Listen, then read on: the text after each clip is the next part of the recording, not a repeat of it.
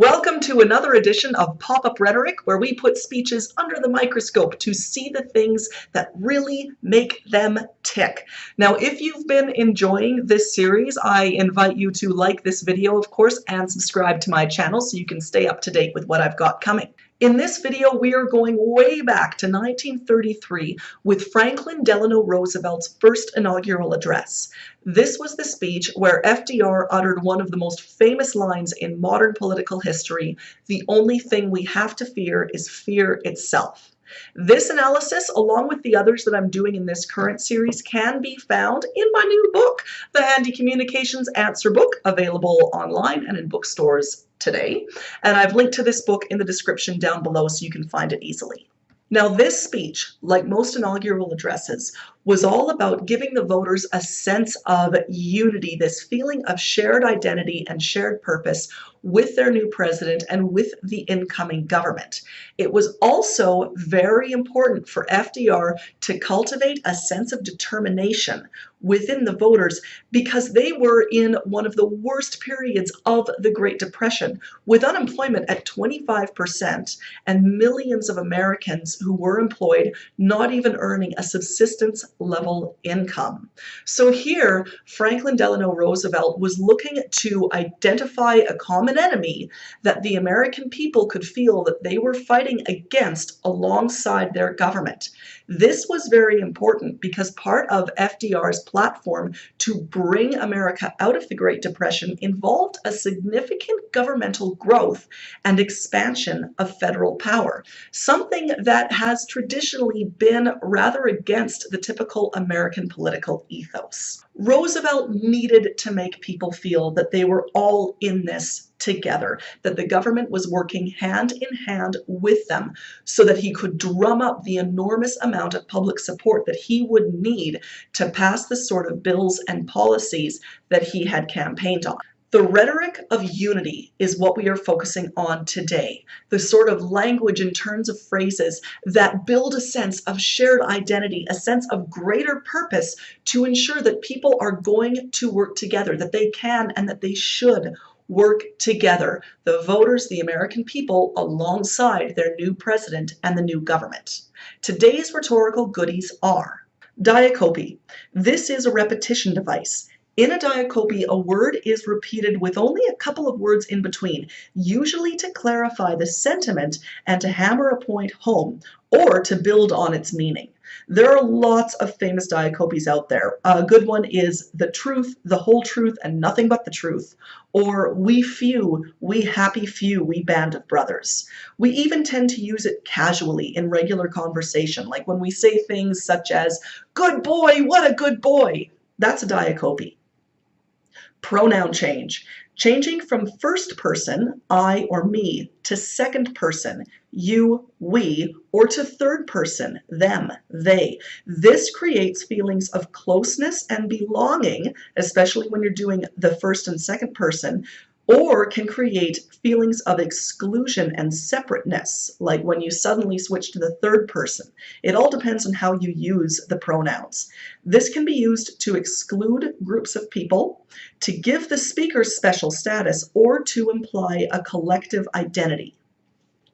Synonymia, using several words with similar meaning close together. This repetition tool works to clarify meaning and to give words a more memorable and emotional punch. Tense. Tense is a powerful rhetorical tool. Past tense assigns responsibility and blame and is often used with issues about justice. Present tense, on the other hand, defines our shared values, what we think is good or bad, and can create feelings of bonding and shared purpose within a group of people. We'll be looking specifically at past tense and present tense. So keep your eyes open during the video for the rhetorical devices that we just covered. Of course, they will appear in the pop-up boxes, and I may cut in here and there with some additional commentary. Let's go. This is a day of national consecration, and I am certain that on this day my fellow Americans expect that on my induction into the presidency I will address them with a candor and a decision which the present situation of our people impels. This is preeminently the time to speak the truth, the whole truth, frankly and boldly. Nor need we shrink from honestly facing conditions in our country today. This great nation will endure as it has endured, will revive and will prosper. So first of all, let me assert my firm belief that the only thing we have to fear is fear itself. Nameless, unreasoning, unjustified terror, which paralyzes needed effort to convert retreat into advance. In every dark hour of our national life, a leadership of frankness and of vigor has met with that understanding and support of the people themselves, which is essential to victory. And I am convinced that you will again give that support to leadership in these critical days. In such a spirit on my part and on yours, we face our common difficulties. They concern, thank God, only material things.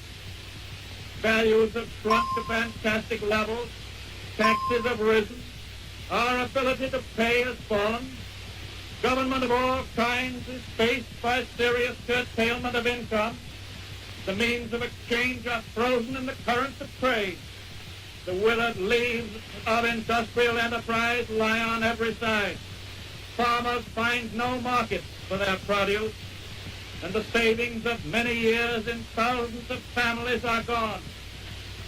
More important, a host of unemployed citizens face the grim problem of existence, and an equally great number toil with little return. Only a foolish optimist can deny the dark realities of the moment. And yet our distress comes from no failure of substance. We are stricken by no plague of locusts. Compared with the perils which our forefathers conquered because they believed and were not afraid, we have still much to be thankful for.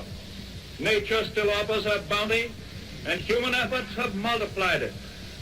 Plenty is at our doorstep, but a generous use of it languishes in the very sight of the supply. Primarily, this is because the rulers of the exchange of mankind's goods have failed through their own stubbornness and their own incompetence, have admitted their failure and have abdicated. Okay, I'm pausing it for a second because I really want to point out that switch from predominantly present tense to now using predominantly past tense. This is huge. Beforehand, Roosevelt was talking in the present tense about things that are affecting everyone, and this makes them all feel like they're in it together. It establishes their group values, their collective values, and makes them feel like they can take action together.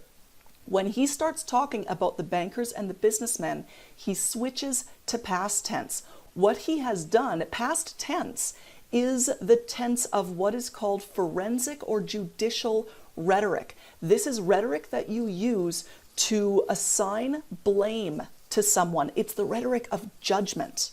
So he is assigning blame and judgment for the depression on the bankers and the businessmen, and he's really emphasizing that by moving from present tense to past tense.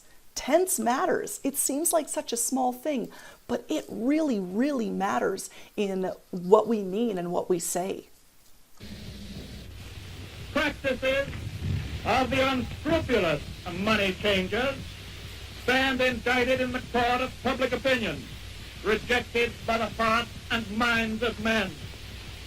True, they have tried, but their efforts have been cast in the pattern of an outworn tradition. Faced by failure of credit, they have proposed only the lending of more money. Stripped of the lure of profit by which to induce our people to follow their false leadership, they have resorted to exhortation, pleading tearfully for restored confidence. They only know the rules of a generation of self-seekers. They have no vision. And when there is no vision, the people perish. Yes, the money changers have fled from their high seats in the temple of our civilization. We may now restore that temple to the ancient truth. He switched back to present tense. He's encouraged them in them to come together and take The measure of that action. restoration lies in the extent to which we apply social values, more noble than mere monetary profit. Happiness lies not in the mere possession of money. It lies in the joy of achievement, in the thrill of creative effort. The joy, the moral stimulation of work no longer must be forgotten in the mad chase of evanescent profit. There you have it, ladies and gentlemen, FDR's legendary first inaugural address. As we saw, he uses a lot of strategies and tools to create that sense of bonding and togetherness with his audience. So if you also need to foster a feeling of togetherness, of shared purpose, of shared unity with the people who you're speaking with, such as if you're speaking at a wedding, trying to make everyone feel like they're part of one big happy family, or if you're giving a team building talk so that everyone wants to work together, keep in mind tools like tense. Are you speaking in the correct tense to make sure that people feel like they're moving towards the same purpose? Consider details like the pronouns that you use when you really want to create feelings of we're all in this together, or even feelings of it's us against them. These tools were used throughout this speech, and they are very, very useful in your rhetorical toolbox as well. Now, if you want to flex your rhetorical muscle further, you can check out this analysis as well as others in my new book, The Handy Communication Answer Book, published by Visible Ink Press. And a big thank you to my publishers for letting me use this material out of the book in this video for you to study and learn from today. Did you enjoy this video? If so, please like it, share it with others, and make sure that you subscribe to this channel to keep getting more pop-up videos and more videos about communication and public speaking as I make them available to you. I hope you had a good time. I know I sure did, and I look forward to seeing you on the next Pop Up Rhetoric.